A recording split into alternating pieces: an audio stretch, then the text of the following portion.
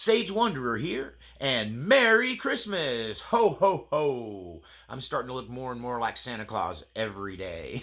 I started to get a little hat, but I didn't have one. So I wanted to talk a little bit today about Santa Claus. Is Santa Claus something we should shun? Is Santa Claus evil? Is it paganistic to believe in Santa Claus or talk about it or dress up like Santa Claus or to celebrate Santa Claus in any way? I want to talk a little bit about the history of Christmas as well. Some people will tell you that Christmas is based in Saturnalia, a pagan festival of the Romans celebrating the winter solstice. That celebration was a drunken feast and orgy. So it bears little resemblance to Christianity, although giving of gifts was something that was present. um, in the early days of Christianity, prior to the Council of Nicaea and the canonization of the Bible, in the very dawning days of Christianity, it was pretty much established that Christ was actually born on May 20th. But this time was very close to Easter and the celebration of the Resurrection Day, and they ended up moving this to the winter time. And yes, it was because the winter solstice was part of so many cultures and it was steeped in paganism. And still to this day, you will see witches on the beaches on December 21st celebrating the winter solstice, the shortest day of the year, the night of death and rebirth in paganism, because it's the day that the sun starts getting, the days start getting longer instead of shorter. Thank goodness the days are getting longer as of December 21st. So we headed towards summer. But that's not really the reasoning behind it. The reasoning behind it was that it was also the around the same time in December was when Saint Nicholas, a famous Christian saint, passed away. And so they already had this St. Nicholas feast that was going on in December, and they did set the date to kind of compete with the paganistic winter solstice celebrations. But in the early church, prior to the Council of Nicaea, there was a man named Nicholas who lived in a place called Myra, which was a coastal city of Asia Minor, which is now Turkey, and it was on the Mediterranean. It was a major port. He was born of wealth and privilege. One of the earliest stories of St. Nicholas was before he was a bishop. He became aware, because he'd inherited a lot of money, he became aware of a man in town who had just undergone some financial ruin. His health was failing. He was a widower and he had 3 daughters. This man's situation was so bad that he was beginning to believe that the only way that he could provide for his 3 daughters was to sell them into prostitution.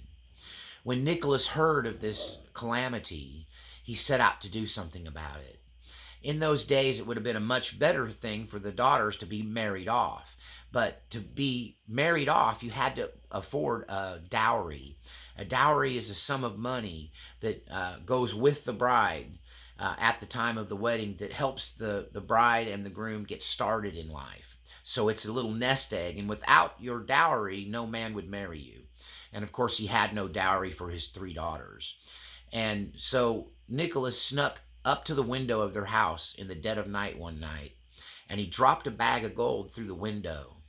This was the right amount to serve as a dowry for one of his daughters. And of course, the money was found the next day. It was a mystery and a miracle. And he was able to provide this dowry and marry off one of his daughters. But he still had 2 others, and he was still struggling. So Nicholas did it again. He tossed a bag of gold through the window, enough for the dowry for the next daughter. And she was then married off. And finally, he went a 3rd time, and he went to throw the money through the window, the gold through the window, and it woke up the father. And he ran outside and grabbed hold of Nicholas, and he's like, "Who are you, and why are you doing this?" And he says, "Look, I'm just doing this to serve the Lord. I'm just doing this because I can. Please don't tell anyone. Please keep this a secret." And of course, the father agreed to. But he wasn't very good at it, because we know the story and we didn't hear it from Nicholas. We heard it from the family. Other great stories about St. Nicholas include two men that were wrongfully accused of a crime that were about to be executed. And he stormed in just as the executioner was about to cut off their head, and he grabbed the executioner's sword in his hand. And he intervened and he rebuked them, and he demanded that they be freed. And they were. And this was something that made him very much famous. Also, uh, as a bishop, he would visit Constantine in Constantinople and basically persuade him to lower the taxes in his region.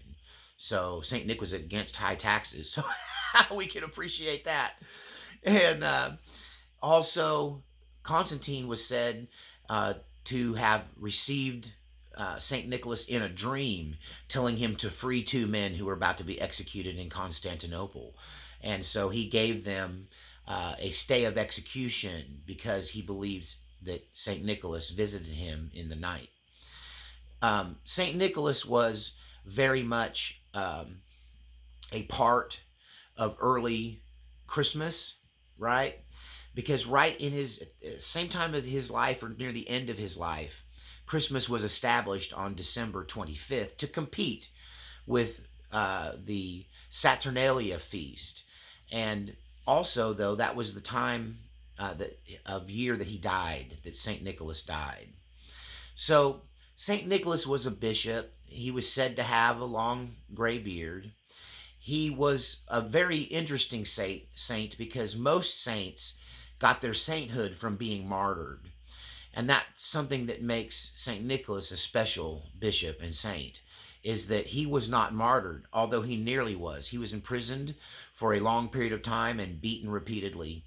And he bore the scars of this persecution brought against early Christians. And so he was a survivor of the persecution of Christianity, and this is a great part of why he was sainted. And so the feast day that commemorated his day of passing away was kind of combined with the celebration of Jesus's birth into what we now call Christmas. The giving of gifts came from Saturnalia in part, but the giving of gifts also were attributed to, of course, we all know the wise men, the three kings who came and gave gold, frankincense, and myrrh to Mary and Joseph at Jesus's birth, according to the Gospels. But also, before they combined St. Nicholas feast day and Christmas kind of together, giving of gifts to children was part of St. Nicholas feast day because he was known for his generosity, for giving gifts especially to children. He was the patron saint of children and the patron saint of sailors because he lived in a coastal city. And he was even credited with stopping a storm that was about to capsize a ship and saving the lives of all the people on there by cursing the storm, which we've talked about in videos on this channel. That Jesus gave us the power to calm the storm, to break up storms, and he was said to have done this in his life.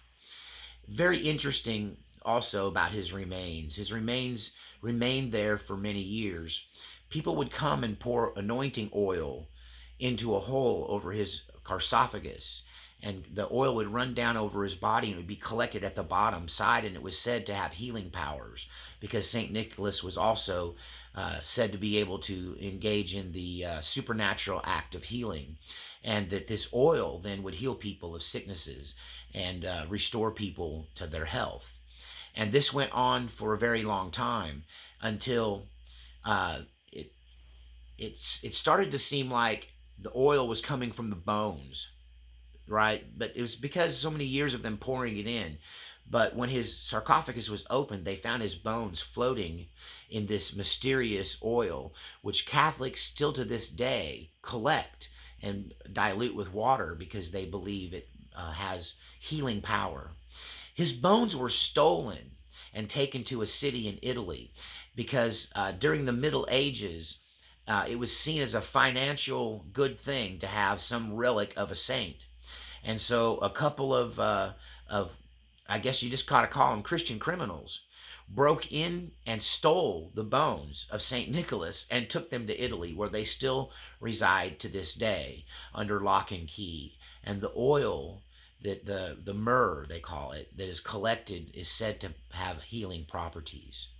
So, how did we get from celebrating a very worthy person like St. Nicholas? How did he get turned into Santa Claus? Well, it seems that Santa Claus is a combination of many different pagan ideas and early Christian ideas, and they tend to have morphed into Santa Claus sometime in the 1800s. I guess the first time we see Santa Claus not as Saint Nick, but as this new kind of mysterious magical being, is from the "Twas the Night Before Christmas" poem, which you've all heard before, and it talks about some of the elements that we now associate with Santa Claus. Harper's Weekly was a newspaper that started to promote Christmas through this persona of Santa Claus, which is just another word for Saint Nicholas, Saint Claus, Santa Claus, Cinder Claus. Um, but certain elements of that are fictionalized from the poem. His belly like a bowl full of jelly was not something Saint Nicholas was not a rotund man. His red coat, they seem to have stumbled on, but they were correct because St. Nicholas was a bishop and bishops wore red robes. But it turns out that Harper's Weekly originally had Santa Claus dressed in a brown fur coat, but the tinting process of the colorization in the print for some of the pictures, some of the iconic early pictures of Santa Claus in Harper's Weekly, turned the brown to a red tint. And then when Coca-Cola took the Santa Claus image to promote their sodas, they went ahead and embraced that redness because it was part of their color scheme for their logo. And henceforth, forever, we have the red Santa Claus suit. The giving of gifts is based in the Christian act of uh, St. Nicholas Feast, where you give gifts to the children who've been good and you deny the children that have been bad the gifts. And this was a way of controlling your kids. It was part of the St. Nicholas giving process. So the naughty and nice list does come from St. Nicholas, or from the feast rather. I don't believe he necessarily did that, but the early Christians did that. Other things like Christmas trees were said to have been brought in as a sign of the coming spring and life in the heart of the darkness of the wintertime by the early Norsemen, the Nordic, what do you call them? They're, oh, I've drawn a blank. The warriors, the Vikings. There's kind of a Viking Nordic tradition.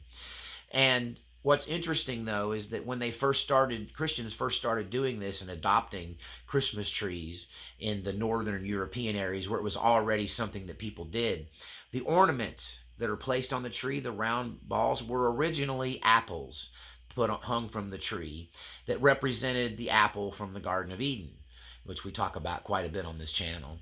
And it morphed into the modern day bulbs that you put on your Christmas tree, the Christmas balls. So Christmas is definitely a Christian holiday.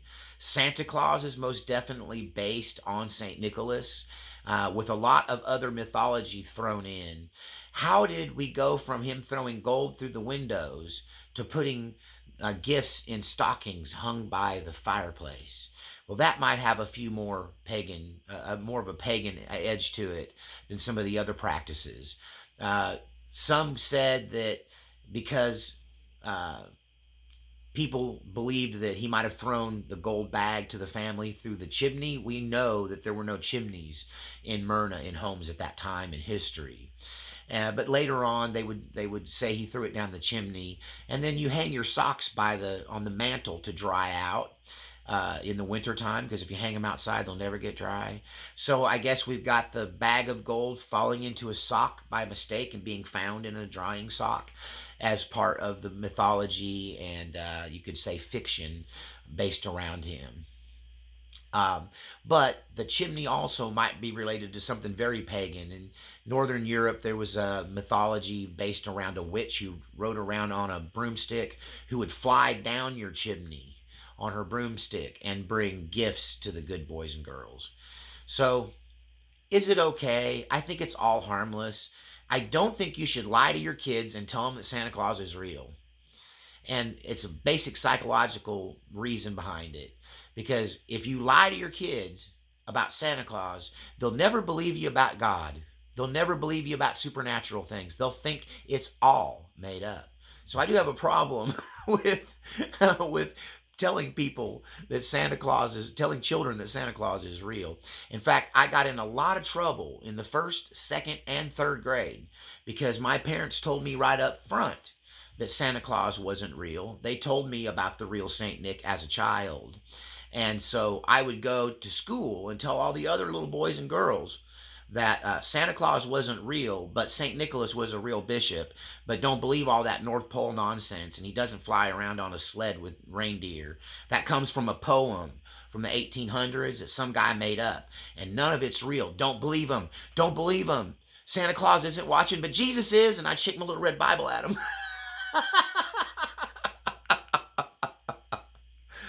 So I got in a lot of trouble at school. I got chewed out by teachers. And at one point, one year, I think it was first or second grade, it caused parents such an uproar that I had let the cat out of the bag about Santa Claus not being real, that my parents were brought to a conference where all the teachers, where the teacher and all of the parents involved chewed my parents out.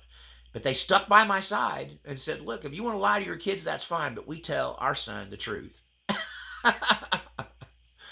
Once again, I want to thank all of you so much for your contribution to keep this ministry going. I hope you enjoyed this fun little video today, and I hope that you have a wonderful Christmas. Christmas really is about enjoying family and doing good deeds for other people and taking care of less fortunate folks and making sure that everybody has a meal and everybody has a little something so that they don't feel left out, so that they feel appreciated and loved. So love somebody this Christmas. And in that way, you really celebrate the true meaning of Christmas, which is love, because it is the day that we celebrate the Jesus' birth. Even though he was born in May, we celebrate it now. It's a tradition. It's been set for a long time. But give that gift and do it with love, knowing that we celebrate the King of love, the Master of love. Nothing else matters except for love. Paul said, of faith, hope, and love, love is the greatest. He said, you can do great miracles. You can speak in tongues. You can prophesy. But if you don't have love, you're nothing more than a tinkling cymbal or a sounding brass. You're just noise, like junk that fell off the back of a truck without love. Love is everything. Love somebody this Christmas, and we'll see you next time on the Sheep Pen.